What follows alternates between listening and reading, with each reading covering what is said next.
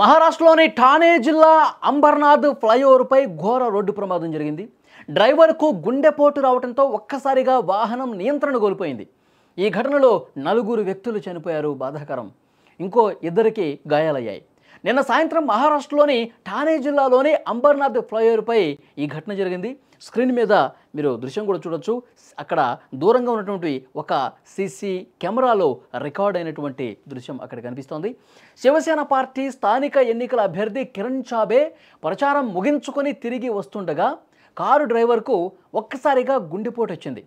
దీంతో నియంత్రణ కోల్పోయినటువంటి కారు వేగంగా ఎదురుగా వస్తున్న బైకులపైకి ఒక్కసారిగా దూసుకెళ్ళింది.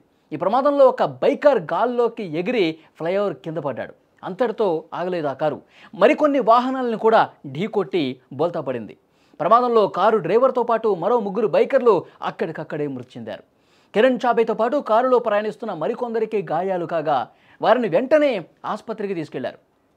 ఈ ఘటనపై పోలీసులు కేసు నమోదు చేసుకుని దర్యాప్తు చేస్తున్నారు. ఒక్కసారి స్క్రీన్ మీద అప్పుడు జరిగినటువంటి ఘటన అనంతర దృశ్యాలు మీరు చూస్తున్నారు.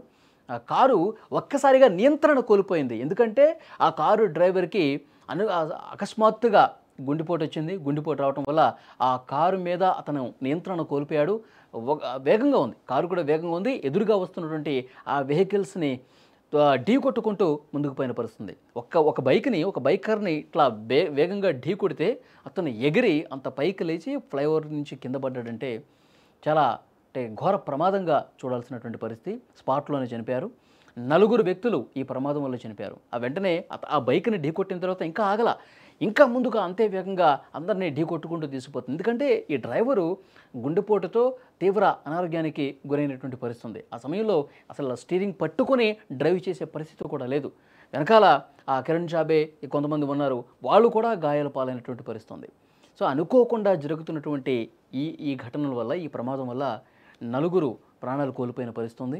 మొత్తం కూడా ఈ సీసీ అక్కడ కెమెరాలో రికార్డ్ అయ్యాయి. ప్రమాదం తర్వాత ఆ కారు మొత్తం కూడా అక్కడ పడిపోయినటువంటి దృశ్యం కూడా చూడొచ్చు.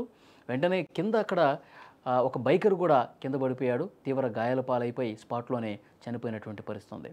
సో ఈ ఘోర ప్రమాదానికి సంబంధించిన సమాచారం తెలుసుకున్న వెంటనే పోలీసులు అక్కడికి చేరుకున్నారు, దర్యాప్తు చేస్తూ ఉన్నారు.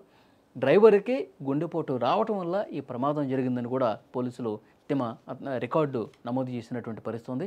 ఒక్కసారిగా అక్కడ తోటి ప్రయాణికులు, వాహనదారులు కూడా షాక్ అయిపోయారు. అసలు ఏమైంది ఈ కారుకి, ఈ కారు ఎందుకు అంత వేగంగా వెళ్ళిపోతుందని కూడా వాళ్ళకి అర్థం కాల. తర్వాత తెలిసింది, ప్రమాదం జరిగిన తర్వాత ఆ కారు డ్రైవరు గుండెపోటు వచ్చిందని చెప్పి అప్పుడు తెలిసింది.